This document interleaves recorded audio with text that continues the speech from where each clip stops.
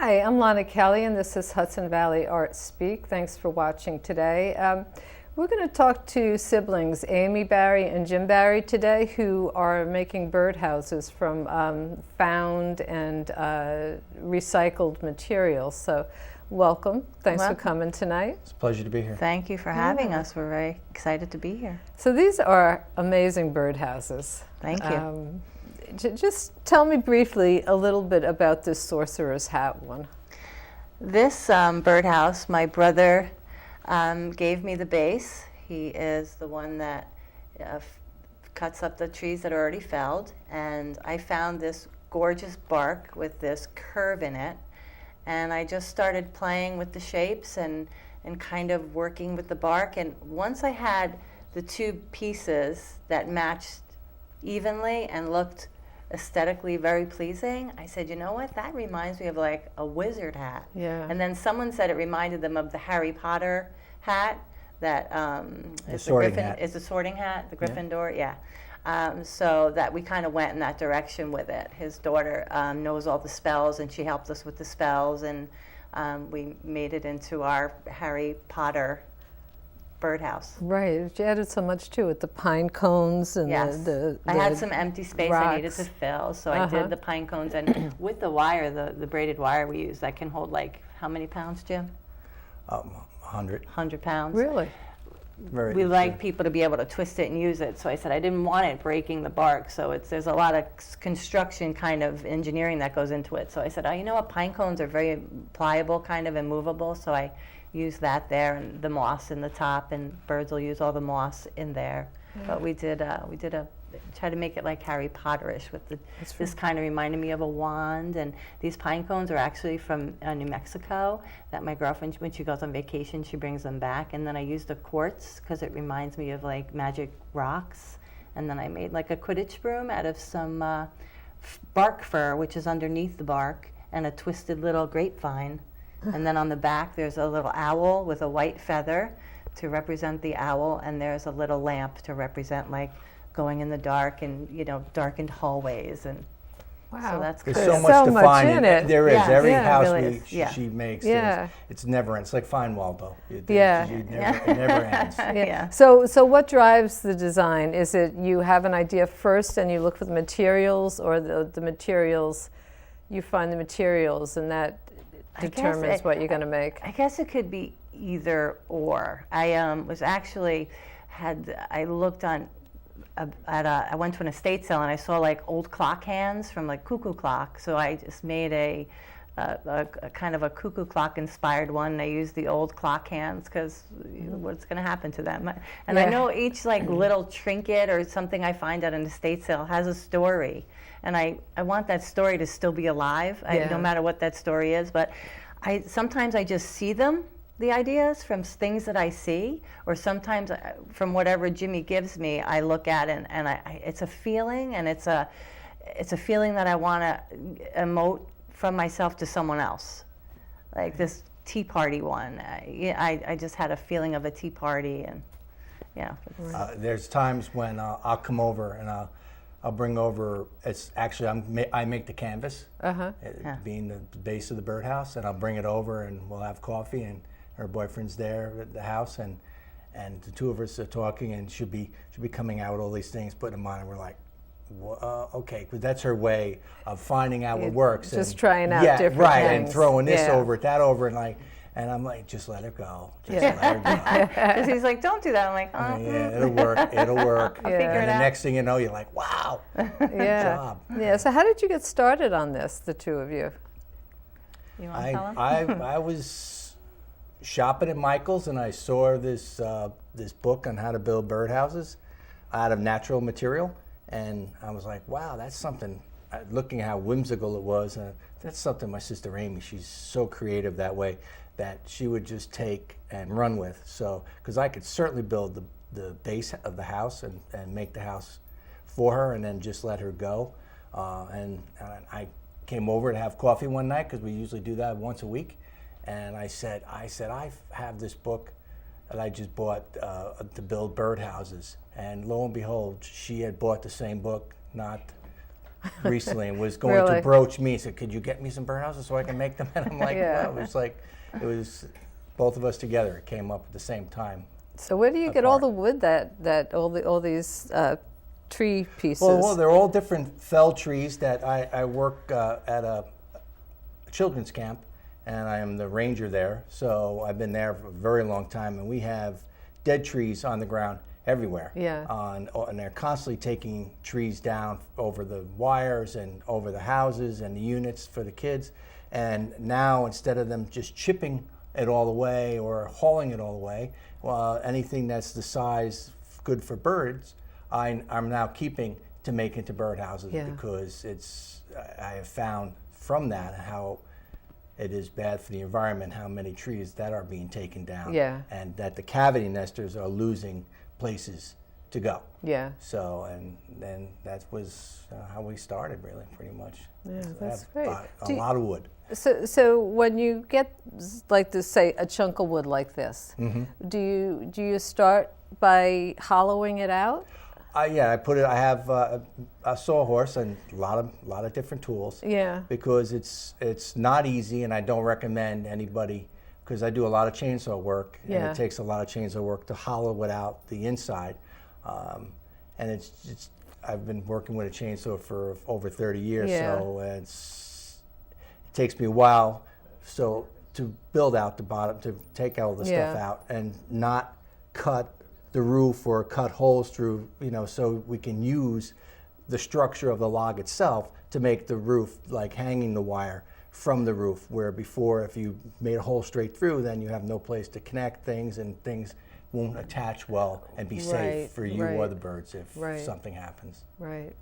So what kind of birds nest in these? I know you said, what did you call them? Well, they're cavity nesters. Cavity nesters, We're yeah. just, I really started learning about that when we started doing this, but she put her first box out, first birdhouse we made, and she has a little video of the birds actually being in there now. Yeah, that's we have great. babies. Yeah. But you have like typical bluebirds or cavity nesters. You got chickadees, nuthatches, wrens, the sparrows, all woodpeckers. I mean, right up to owls, to Wow, small really? owls. But you'd need a crane to put an owl nest up for Yeah. a hollow log out like that. Yeah. Yeah. Yeah. Yeah. So are your yards filled with dozens of birdhouses? No, I can't make them We fast can't enough. make them fast enough. Oh, really? Yeah. And I'm a little lax in that department because it takes a while, His piece really takes a while. I mean, my piece Yeah. takes a while too, but his is a little more arduous. I think mine is a little bit more of a fun, creative process. So I think he has the bigger of the task. and I have to Yeah. work outside. Yeah. So Oh, I yeah, bought an electric yeah. chainsaw so I can work in the garage. Yeah. And dust-wise and chips-wise, that's not working out that well Yeah. either for the garage. Yeah. Do you have to wear protective Yes, gear? yes. Which is nice because now that I'm using electric chainsaw, I don't have to worry about the oils and the gas and everything like that, and it's not as loud.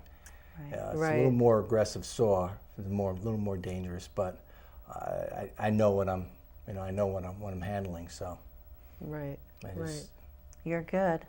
Yeah, so does the size of the birdhouse or the size of the opening determine what kind of bird Both. lives there? both does. Yeah. Yeah. Both the opening and the size of the cavity itself.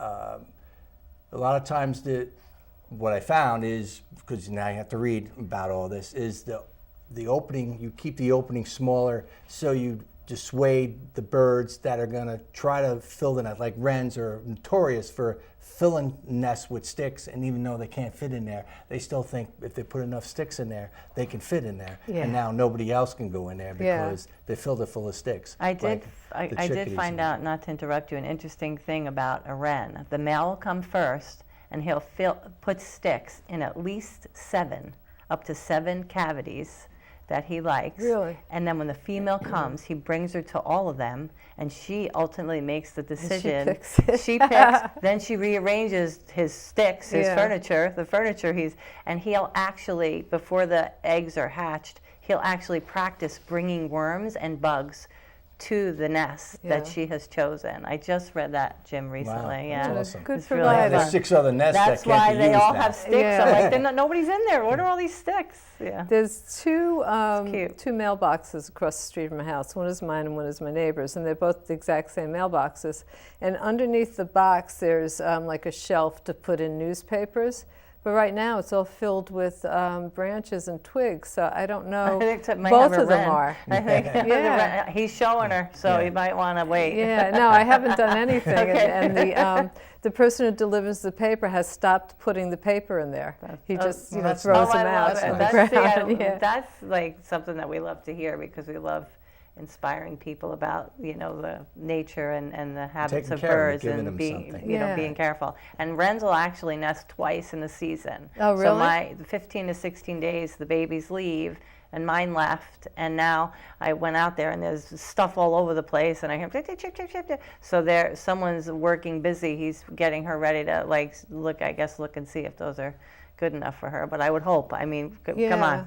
So after the babies leave, do they stay? The parent birds Yep. stay in the same nest? Well, they'll look around, and they might change it. They might keep it. yeah. But I actually saw 2 male wrens fighting over that cat, one of our birdhouses. I mean, I don't blame them, but there were a couple of people at the art show that we did. I've seen some people at the art show hitting fighting each other over them with too. their purses. Where can people see your work? See the birdhouses? People can come to my house and see them. Yeah. I kind of post on Facebook, and I did an art show in Mayapack over the winter. We both did it, and we were very, very successful.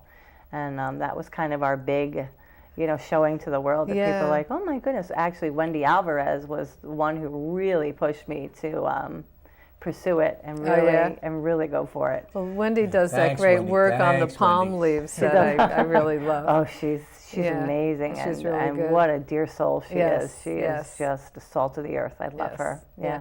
So just tell me about the hummingbird swings. What's going on with that? Well, we were actively making the birdhouses, and it's a little bit arduous of a task. I have to swing hammers. I had a not an injury, but I had to have surgery on my neck. I was out of commission for like 2 months with the birdhouses, and it killed me. I couldn't work. I couldn't, do anything. So I said, what can I do that's still related to the birds and still do what we do? And I saw this thing on hummingbird swings, and if you hang a hummingbird swing near a hummingbird feeder, you have a good chance of a hummingbird perching on there. They're very territorial, so she'll perch near the food source. And I started making hummingbird swings with vintage chopsticks, and they came out beautiful. I made a lot of them, and I sold a lot of them too. The I'm like, creativity wow, can't be squelched. It has to come out. I know, Over there. I can't. Those weeks with coffee were like, I know. oh. I couldn't. I couldn't even go into my studio. I was brokenhearted. Yeah. But I made do. So I started making beaded hummingbird swings. That's I great. got- I I'd got never caught up. heard of them And before. I never had to Yeah. either. I just kind of was looking online, and I just got inspired. I had these vintage chopsticks that I bought at an estate sale for like 50 cents. Yeah. And I said, wow, they're beautiful, and how can I repurpose them? And that's how I did. Yeah. Tell me about this birdhouse here. This the actually solar is birdhouse. Actually a toad house. I'm going to say Jimmy would say it was a fairy house because of the construction, but toads, if it didn't have a bottom and you put it down, a toad would very likely go in there if you put it on your stoop. I don't know. Toads, if you ever notice, are at people's stoops at night. A lot of people have like a resident toad. It's because of your light above your door. The bugs go to the light. The toad hangs out, waits for the moth to kind of fall, eats the bug. So we started, Jimmy had the idea of like doing like a solar lit toad house. My boyfriend's father makes stained glass, and I said, can you make me some stained glass windows for like a toad house? Tiny windows. So tiny windows. And Jimmy takes apart the solar light and puts solar panel and puts it in. And I just got a little crazy because there's a lot of